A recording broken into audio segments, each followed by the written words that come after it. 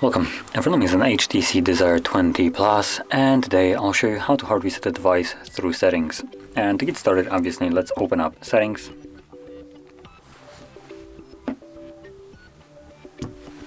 From here, you want to scroll down all the way to System, select Advanced, and you should see Reset Options. And in here, you'll find Erase All Data Factory Reset option. Once you tap on it, it will give you a message that performing this will remove things like your Google account, system app data and settings, downloaded apps, music, photos, and other user data.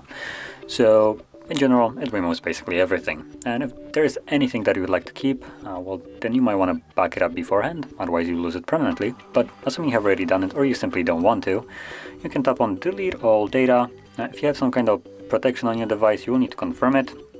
I have a pattern, as you just seen. And from there, tap on Delete All Data and the process should begin. Now this will probably take about 2 minutes, and once it's finished, we should then be presented with the Android setup screen. So I'll be back once that is visible.